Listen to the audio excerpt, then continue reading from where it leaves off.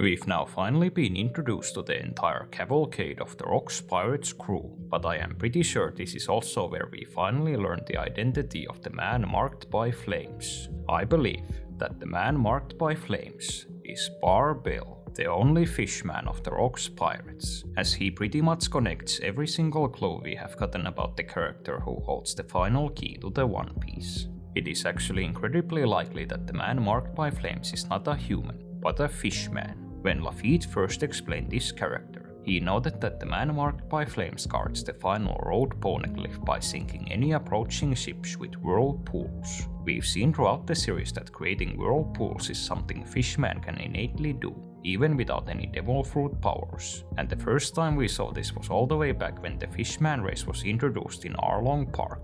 What makes it even more likely that the man marked by flames is a fishman is also the fact that the last road poneglyph was originally located on Fishman Island. What should however also be noted is that very few characters in the story actually knew that there was a road poneglyph on this island. Roger himself had spent literal decades searching for the One Piece, and only realized that Fishman Island held one of the stones after reading the poneglyph on Skypiea. The world government themselves had also never found Fishman Island's poneglyph despite having spent literal centuries trying to conceal everything connected to the Void Century. Yet, unlike most of the characters in the story, discovering Fishman Island's poneglyph could have been very easy for someone like Barbell. Unlike on Zoan or Whole Cake, Fishman Island's road poneglyph was not well guarded, where the sea forest where it was located was an area anyone on the island was free to go to. We even see during the Fishman Island arc that Frankie by himself finds his way to the forest without any problem. If Barbell, like almost all fishmen in the story, grew up on Fishman Island, he could have very well at some point discovered that his homeland held one of the red stones. Aside from him being a fishman, Barbell also has several characteristics that fit what we know of the man marked by flames. Now that we've gotten a better look at his design, Barbell in this flashback has a very notable design involving flames with his hairstyle. The Rocks Pirates are also one of the few confirmed characters who knew of the importance of the road poneglyphs, as for example, Big Mom was already gathering these stones years before Roger had even found the One Piece. Another important thing is that Barbell in the flashback does not look particularly old, which could mean that just like most of the former Rocks Pirates, Barbell is still alive in the current story. This is also another thing that is very notable, which is that Barbell is one of the very few members of the Rocks Pirates who has yet to play any role in the present story. The One Piece manga has for years now been obsessed with giving each surviving member of the Rocks Pirates some kind of role in the story after the God Valley incident. Whitebeard, Kaido and Big Mom all became Emperors of the Sea. Shiki got an entire chapter dedicated to his exploits. Stussy joined Mads, became the basis for their first clone and mothered Weevil. Gloriosa returned to Amazon Lily and became the country's elder. Captain John obtained one of the greatest pirate treasures on the seas. Ochoku became the new Commodore of Pirate Island before it was taken over by Blackbeard. And it has now also been confirmed that several of Moria's zombie generals were in fact deceased members of the Rocks Pirates crew. This leaves Barbell as one of the very few Rocks Pirates who's yet to have any confirmed relevance to the story after God Valley. If the other members of the crew are any reference, Barbell wasn't just written into the story for no reason, but likely had some purpose in the plot that has yet to be revealed. I would also like to point out one last thing about Barbell that I think makes him very likely to be a lot more important than readers might initially think.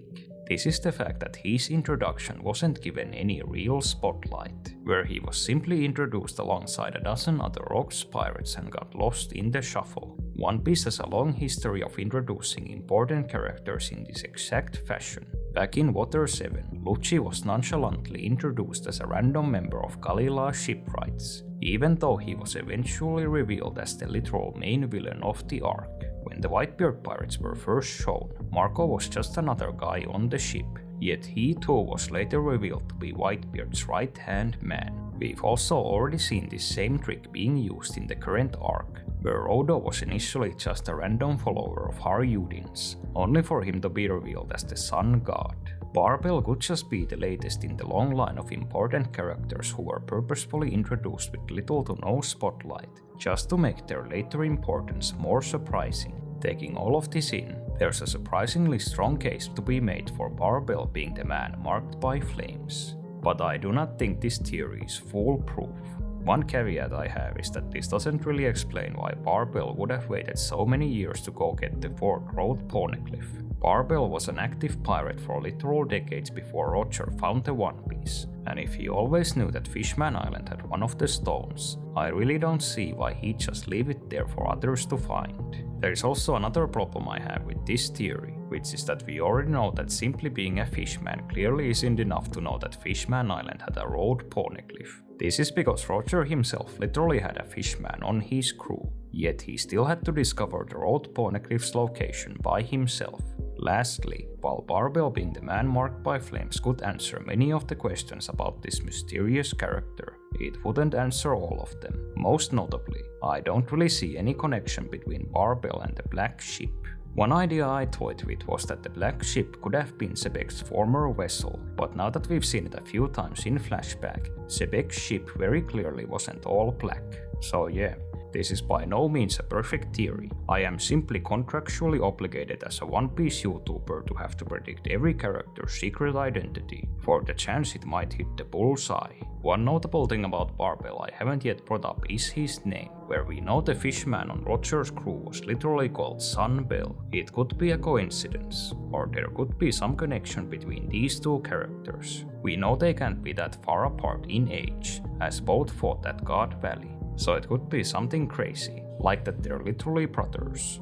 If true, there could have been a literal fishman brotherly feud going on top of everything else during the God Valley incident. All in all, Xebec is also revealed to be quite a collector, where his crew doesn't just include members of different races, but also criminals who aren't even pirates. It is revealed that Shiki was not originally a pirate, but a mobster, and this is also what the manga later calls Silver Axe. In the original Japanese, the word used here is actually kokudo, which as far as I know, is in real life mostly used when talking about members of the Yakuza, while we literally saw One Piece's own version of Yakuza in the Wano arc. From all the scenes I could find, they were actually never referred to as kokudo, but simply as Yakuza.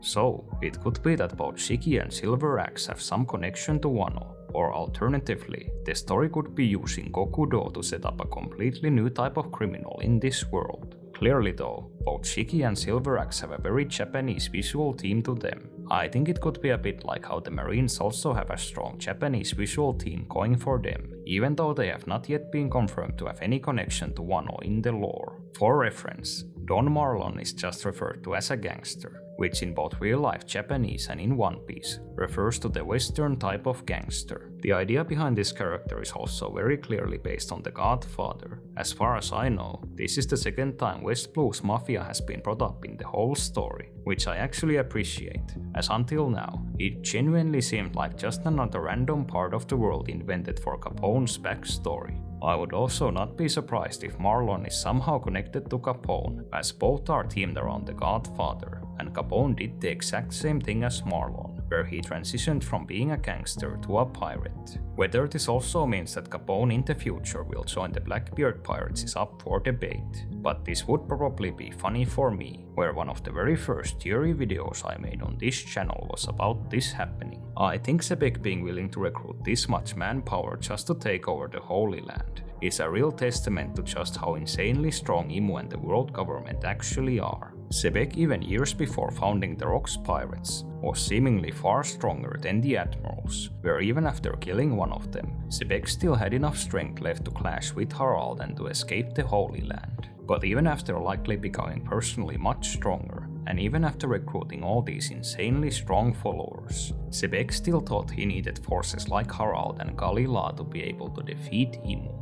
Mind you, the government in this era should also be significantly weaker than in the current story, where they at this point didn't yet have forces like the Seraphim, the Pacifista, or Shamrock. One point I would however like to bring up is that I do not really think any of the figures in this era were in their prime except for Xebec himself. Roger, Garp, Whitebeard and virtually everyone else were at this point in just their 20s and 30s, and we have several examples in the manga of characters still growing stronger in their 40s and 50s, while it remains to be seen who was actually stronger at God Valley. I am personally very heavily leaning towards Roger in his eventual prime being much stronger than Xebec. This flashback is also clearly heading towards us actually seeing the full God Valley incident. For multiple chapters now, this flashback has been setting up many of its subplots to culminate at God Valley, and the flashback has already answered so many of the mysteries surrounding the event that I do not think the story will ever have a better opportunity to show us what truly happened on the island.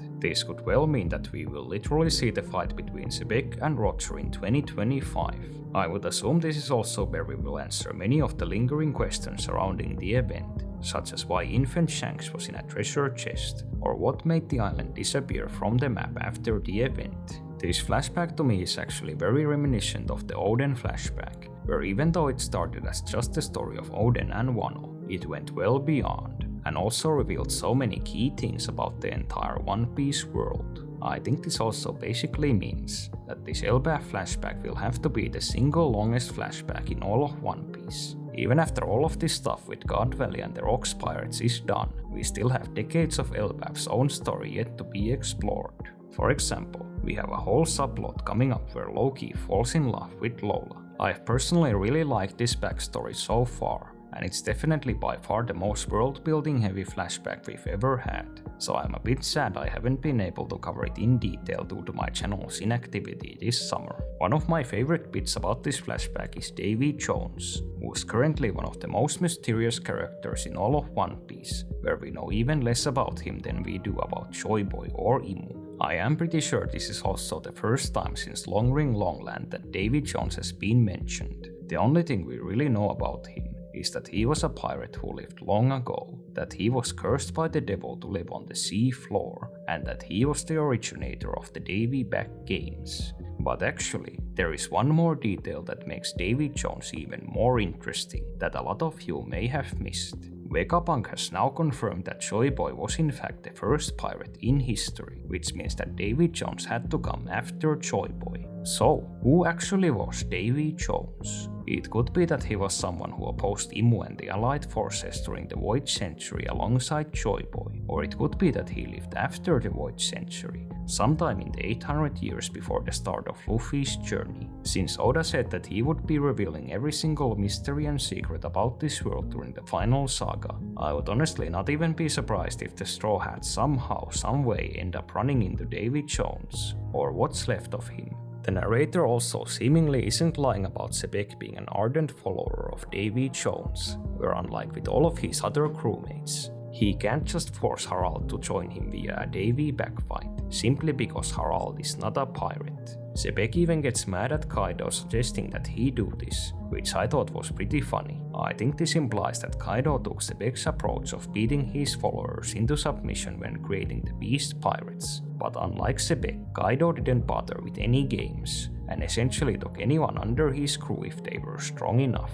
By the way, it's kind of morbid, but Kaido in the timeline is just a teenager here, where if I got this right, he's around 15 in this scene. This means that it's not just with Loki, but Xebec is the type of man who regularly goes around beating minors. I think it's also pretty funny how in almost all of his scenes, Whitebeard just couldn't care less about any of Xebec's plans, or even his fellow crewmates, where he really is just following rocks because he lost the Davy Back fight, and is honoring the pirate code. Ironically, this could also suggest that when the God Valley incident happened, Whitebeard might have been one of the Rocks pirates who stuck by Xebec until his death. This could also be a pretty hilarious reason why Whitebeard later wanted to become the strongest, where he just wanted to be left alone, without anyone forcing him to join their crew via a Davy Back fight again. Though honestly, I think Whitebeard just wanted to be strong to protect his loved ones. One random theory that came to my mind is that the God Valley incident,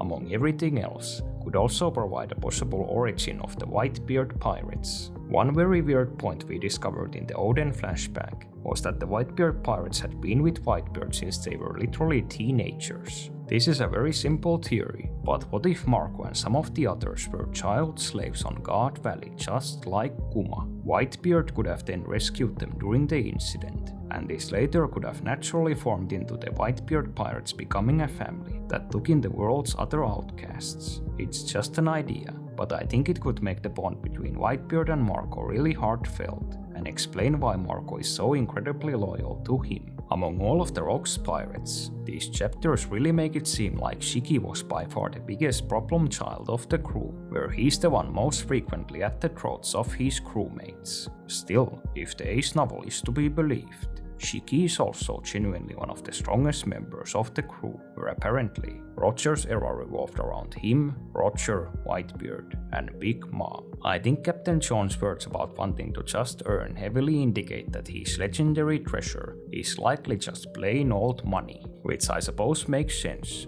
since it is the one treasure Bucky wants to get his hands on above everything else. Xebec talking about wanting to get his hands on 2 separate devil fruits, and one of them being Elbaf's legendary fruit, is really interesting, since Xebec says that Harald has to eat this fruit for its full potential to be unlocked. This is a very real concept in One Piece, where some devil fruits are best suited for some people over others. A really good example of this are the Seraphim, where they were pretty much given by far the most well-suited devil fruit powers for their respective skills. If Elbaf's fruit is the same way, then I would assume it is a fruit which powers get amplified if you are a giant, making Harald the strongest giant at this point in time, its best potential user. I suppose the obvious idea would be that the fruit grants you the power over some mythical creature from Elbaf's culture, where the giants would naturally best know how its powers work.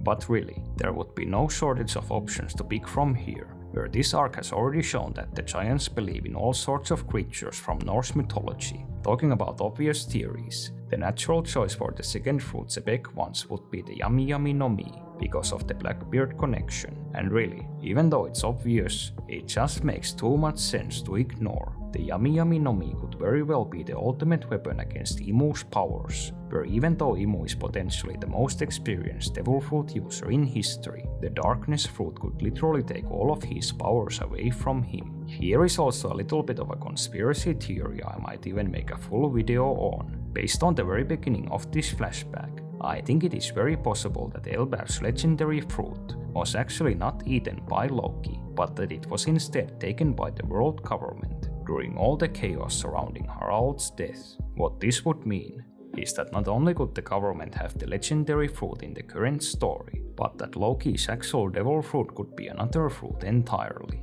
There's one new scene in this flashback that supports this idea, where Loki apparently almost drowned as a kid. At least for me, it is incredibly hard to believe that the same character who was strong enough to climb the Adam tree when he was just 1 day old could have drowned this easily. It would, however, make perfect sense if Loki at this point was already secretly a devil fruit user. I won't go into full detail here on which government character might have actually eaten Elbaf's legendary fruit, but I just wanted to put it on record, in case I don't have the time to make a full video about this. I personally really like how the manga so far is presenting Loki's troubled relationship with his family, where it feels very true to real life. Harald genuinely tries his best to be a good father, but because he wasn't there for Loki when he most needed him, Loki naturally distrusts him even when Harald is being genuinely affectionate. This is the same with Ida, where she's seemingly the only person besides Harald who tries to help Loki, but Loki has simply been too mistreated to trust her either. It also makes perfect sense why Loki started to idolize Xebec so much, where the only thing that Loki could rely on growing up